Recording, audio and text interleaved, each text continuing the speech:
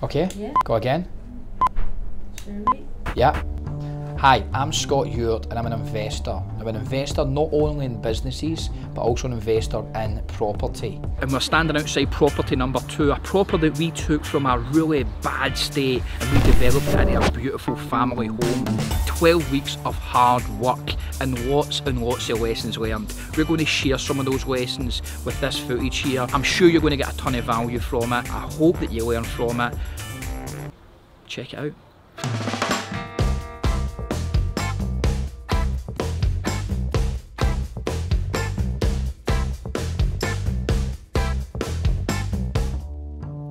The question is, why go from investing in businesses to investing in property? Very simple, it's about profit, it's about margins. And also it's a very creative and stimulating way of actually spending your money. Taking a property from start to finish is not only lucrative financially, but it's also great fun actually doing it as well. So the type of properties that we're actually investing in is properties where we can develop for families, for first time buyers. Now there is a specific reason why and a specific price point that we're actually aiming for. But we're looking to take ex-council properties, design them and renovate them to a high standard as if it was a new build property, give it the luxuries of a driveway and still be able to make margin at selling it at prices that young families, that young couples looking to start a family can actually afford.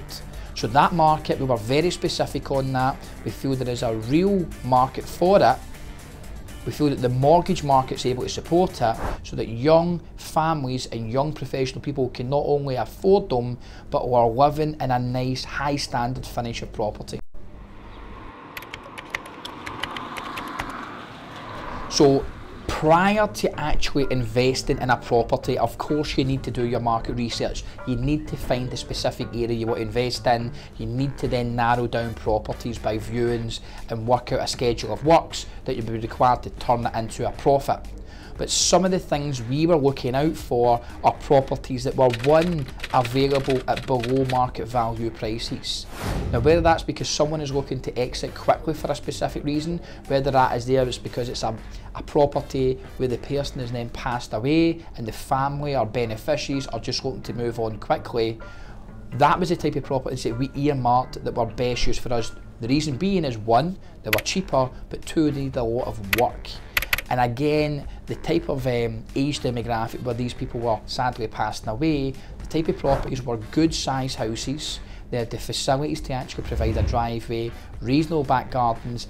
Basically these older style properties were well built, well sized, versus the new build properties which were a bit smaller, a bit more pokey and not really suiting a family. You know, they were really small box rooms. So these properties are the complete opposite of that there. We were looking for these properties where we could add value to them and sell at a reasonable rate to families in the areas that they want to live in. So after you manage to narrow down the exact property you want, you've got your bid in, it's been accepted.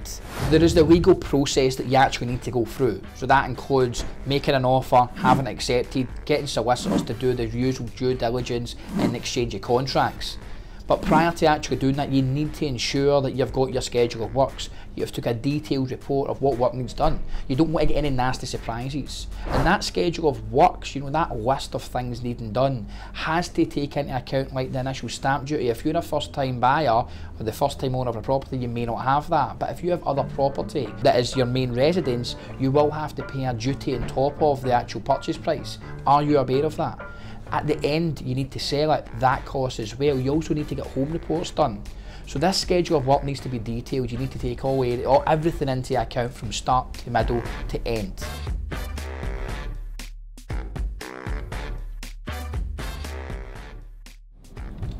Yeah, Wednesday should be fine. If you have, what time are you thinking? Back in 9? Right, no problems, I'll put in there. I'll just put that in then. So basically what it's a 3-bed kind of ex-council end terrace property. This is roughly what it's going to cost, this is what we would do, we just want to make sure we get the right person to do it. When you're doing a house you need to have, say, a joiner, a plasterer, etc, etc, and they need to be trustworthy, reliable, well priced, etc.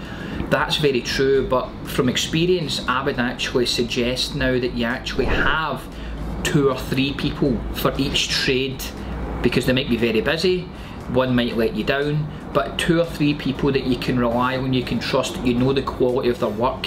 A builder, basically. Right.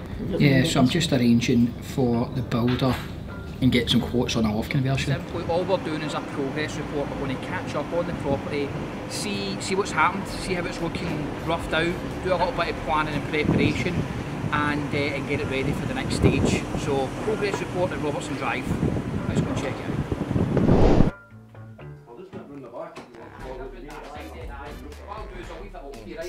So assuming that you've bought it and you've got that schedule of works, before you successfully conclude, the minute that everything's been agreed, you want to start organising your team.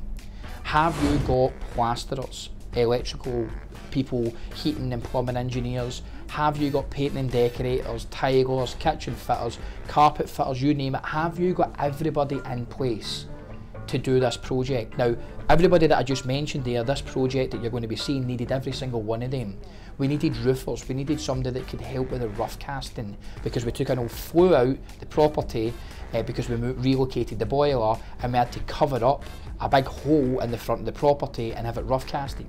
So have you got your team lined up so that you can stick to a reasonable set of time frame to actually conclude the property?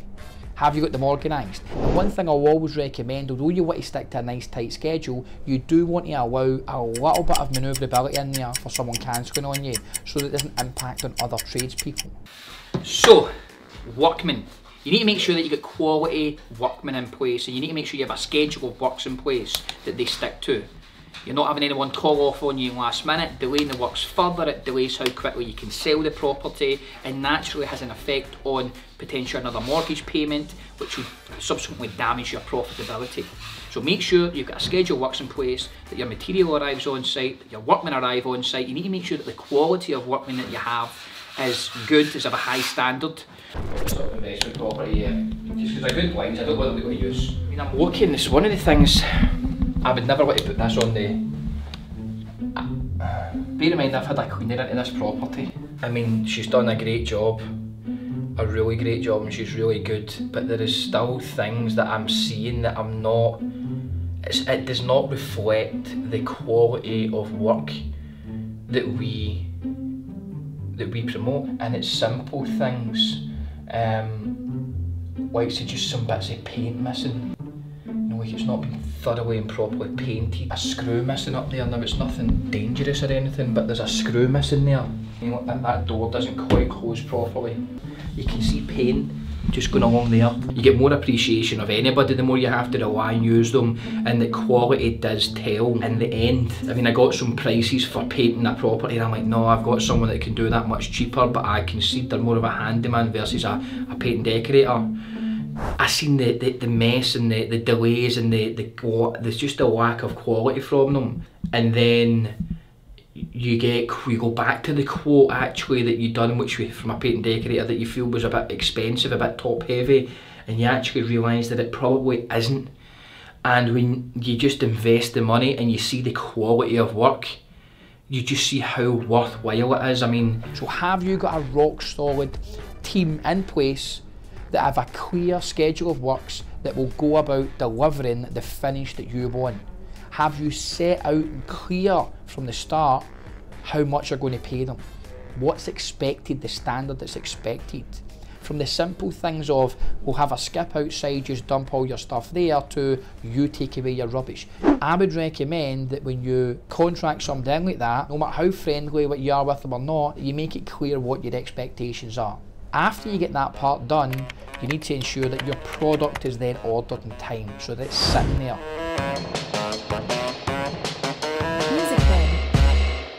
I would recommend as well that you don't have things sitting at the property too early.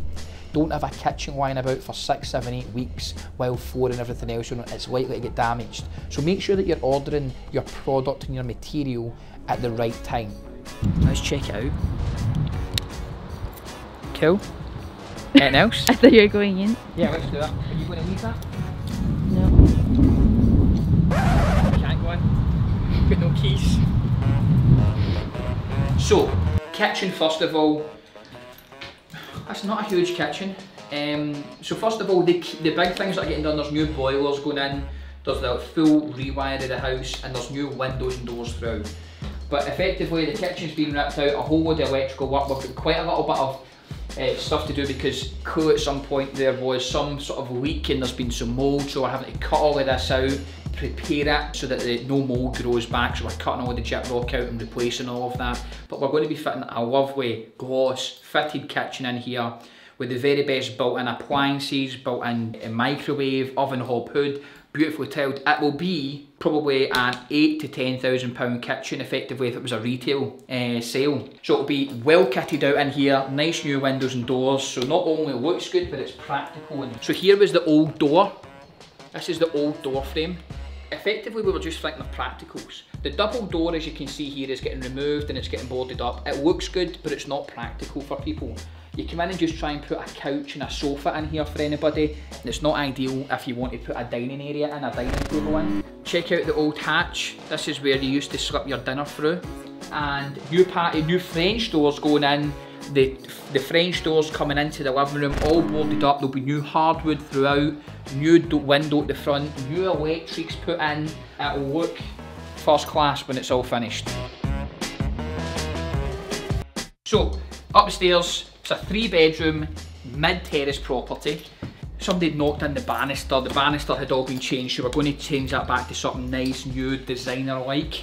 Into the back bedroom, nice double bedroom, knocked down an internal cupboard, new windows, centre, well the electrics have been changed but for some reason they didn't have the light centred, so we've centred that, put new sockets in. Nothing worse than having your bedside cabinet and no socket to plug in.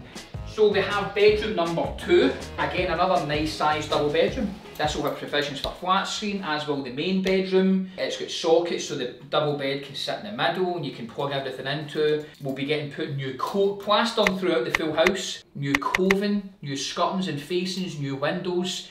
Finally, we have the front bedroom, which is effectively the single bedroom at the front. And fit a nice single bed in here, no problems.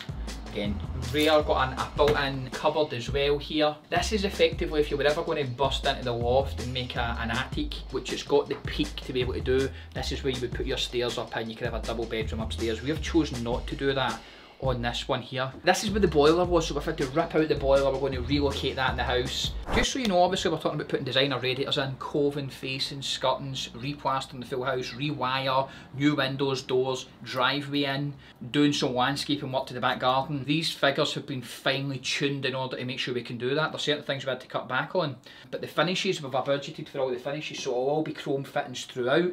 we finish to a high standard, even if that reduces our margin slightly, because a huge part to this is making sure that it gets sold quickly. So we make sure we spend the extra. We don't jeopardise the budget by doing silly, not doing our research, but we do it to a high standard of finish so that we can make sure when it gets on the marketplace it actually sells. So there we have it, 3-bedroom, mid-terrace in East Kilbride, fantastic area, 2 schools nearby. As a family home to the standard that this will get done, I mean literally you would be able to come in here, put your furniture down and not have to do any work. Thereafter, it's purely a maintenance setup, it's purely a maintenance process. So you are checking in on a daily or every other day basis after tradesmen have been there, making sure it meets your standards. So there becomes a logistical thing. One of the things that we chose to do is make sure that the properties are within close proximity of our current offices and where we actually live. And so therefore it was easy to then manage. If I had to nip out 10 minutes, I've got a family, I've got 3 young children, am I able to nip out 10 minutes to this property, assess certain things, deal with a problem and get back home without impacting life at home? If I had to travel an hour and a half, now that might be okay for some, but for someone with a family and with other business interests, that might not be doable. So getting something clear and close to you is important. But then, as I say, it's about maintenance. Go there on a daily or every other day, making sure that the job's done. You may decide to employ a main contractor who handles all of that, give away some of the margin, but take away all of the pain and organising. Well, that's another option that we've chosen not to go down, but it may be an option that you want to go down. If you really want to be hands off, you will get contractors that will take care of the full renovation. Fair enough, that's fair. I'll wait to hear from you then. Thank you. Bye bye. Do you see the property next door? Yeah. That's now the the kitchen's getting done today. Right. The internal doors, that was the company for the internal doors, that's the internal doors here now, so that's that coming on. So the good news is that that house is virtually finished. It's getting to the very end of it, thankfully, and that's me just arranging some of the joiners and some of the tradespeople. Again, you could have a project that could last 2 years and you could make incredible margin on it. Really, it depends. And you don't want to be sitting in a family home that you're going to make 20 grand on and sit on it for a year or two. That's a waste of time. If it was a block of flats and a couple of new builds, then again, sitting on it for 2 years to make a couple $100,000 might be fine. So again, make sure that the time frame actually is cost effective to how much time you spend on it. So basically what's happened today, electrician's coming today, Friday, to just finish off final fixes of everything, taking care of everything. The joiner's coming just to finish a couple of pieces of the kitchen and install the appliances with the electrician. Plumber and heating engineer is coming today to fix the sink and tap and just check all the heating. And then cleaner is coming in at the weekend. We've got our sort of handyman Eves, he's coming to literally do the finishing touches, tidy up the big stuff, final touches of paint work, everything everywhere. So I'm just basically just doing a little touch up here and there. So I feel that going an 8 to 12 week project earning £20,000, give or take, is reasonable for what we are looking to do. We decide, we don't mess about, we get decorators in, professionals. We learned that from a couple of projects where we didn't, we tried to do it ourselves. We get the professionals in to clean, we get the home report done. It's nearly going. Let's just keep going. Some final touches on it just to make it really look nice, but the majority of all the work has been done on here. Carpets have been laid throughout, got a little bit of plastering work and tidying up to do. 3-bed, mid-terrace.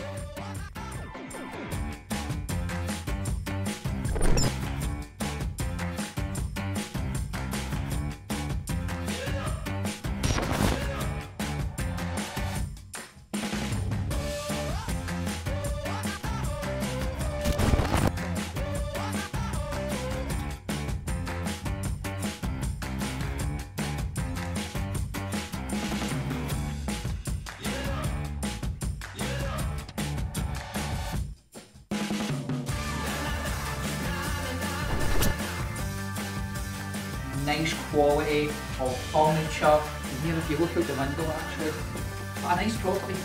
This will be a lovely family home. We get the home report done. We get the estate agent in. We don't want to sell anything ourselves. You need a home report done, of course. That time spent showing people around costs you money.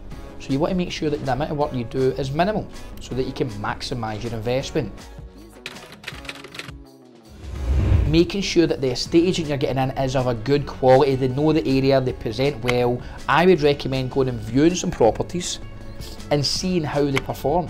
Were they good? Did they follow up with you? Because that's how they're going to be treating the clients, the people that are coming to view your project or your property. Get it on the market and set out very early on how much you're willing to accept. What are you looking to get from it? Because sometimes if you receive an offer and you hold out for more, that offer could then all of a sudden become off. It's like a little bit like gambling. And you need to know when to walk away from the table.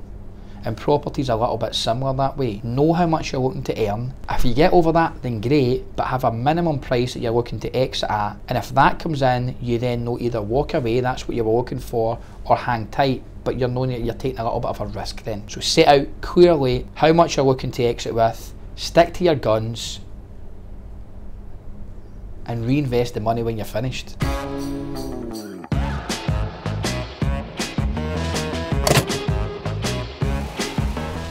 Check it out, it's like my new thing that I'm going to say. Check it out. What's better? Check it out or go time. So, that's that. Project done. I hope you got a ton of value from it. If there's anything else that you want to find out, then reach out to us, send us a message. But that is taking a property from a standing start to a successful sale. We're earning money on that part-time. So, go and check out all the other ones we're doing. There's a ton of value in them.